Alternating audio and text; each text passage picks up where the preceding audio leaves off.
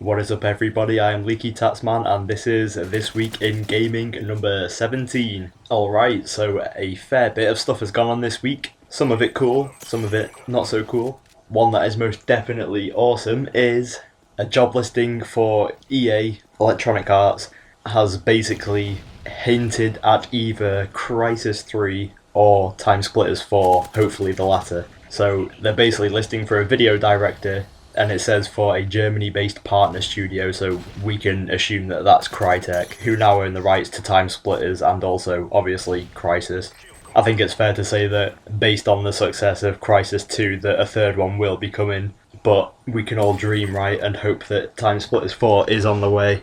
And this actually ties into the next rumour, which is supposedly the Wii U is going to be getting a Dead Space game. No word on whether it's Dead Space, a remake, or a package of the first two, or a sequel. It just says a Dead Space game. An Overstrike game. This is apparently a new IP by Insomniac Games, so they did Ratchet and Clank and the Resistance games. And also it's supposed to be getting Timesplitters 4. So that's two totally separate rumours in 1 week about Timesplitters 4, but we do hear this quite a lot, so until it's officially confirmed, take it with a grain of salt, but cling on to that salt because we all hope that this is one true rumour. At least I'd like to think you all do, because I freaking love Timesplitters and I'd love to see it again. But anyway, if the Wii U can get those games, then that will be great strides in the right direction, in my opinion.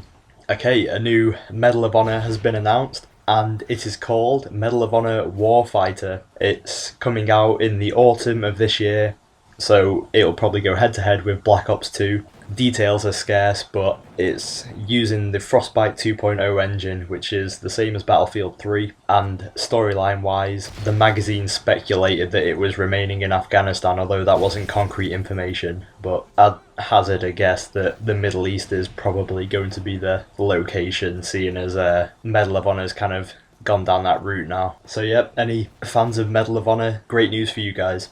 Okay, I didn't know whether this was really news, but I still thought it was interesting nonetheless. Basically, Gabe Newell, aka the guy who co-created Valve software, has basically said that should they feel the need, they will enter the hardware market and possibly release a console of their own. I mean, I thought that was quite interesting. Obviously, their Steam service is really making some strides, and they really do cater for a lot of gamers and bring some fresh ideas, and it's obvious that they're in touch with their fan base, whereas certain companies you can see that they're not. I shan't name names, but I think we all know who.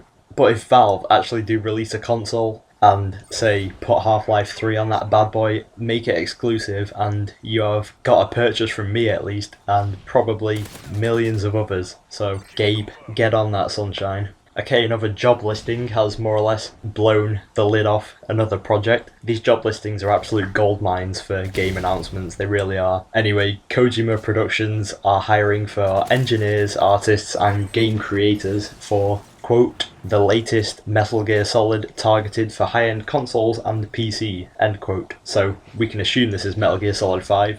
And we can also assume high-end consoles will mean the next generation and maybe Wii U. Interesting to see that they're doing the PC as well, seeing as they kind of neglected it with Metal Gear Solid 4. But that's great news. I know once upon a time Hideo Kojima basically said that Metal Gear Solid 4 was going to be the last one, but plans change and his obviously have done. But Metal Gear Solid's a much loved franchise, so an extra iteration will do no harm, I think.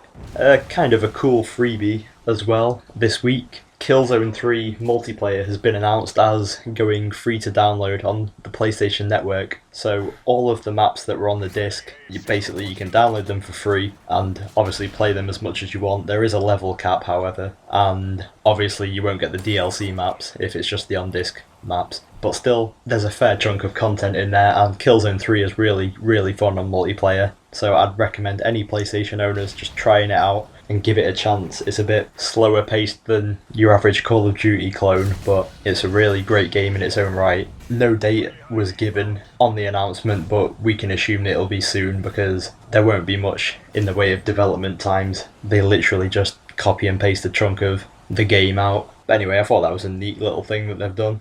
Okay, so a new Pokemon game has been announced, and it is Pokemon Black and White 2. So these originally came out on the DS, and they are direct sequels to those games, so that's a first for Pokemon. But the weird news is that they are on the original DS and not the 3DS, which I thought would really have been the smartest thing Nintendo could have done, seeing as they need to drive the install base of the 3DS as high as they can, so a Pokemon game would have done it an absolute world of good. Even if it was a simultaneous release with the DS and the 3DS version, it still would have helped things no end. But still, that's great news for Pokemaniacs. But I am really disappointed that that's not on the 3DS, and I'm sure a lot of people are. Also, some interesting news in that respect, they announced it as the second part of a trilogy, so obviously there will be a third game.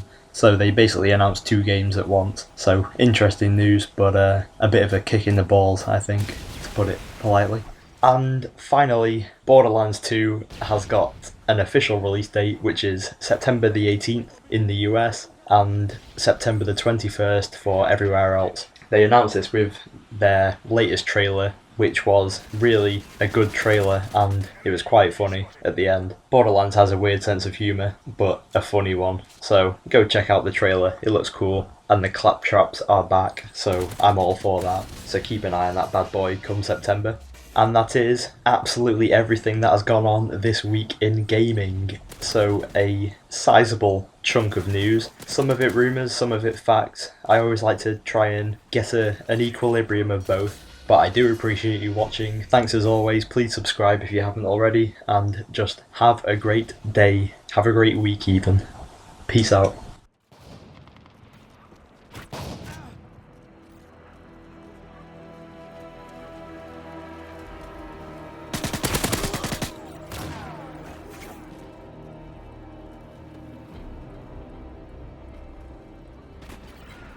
Kill confirmed.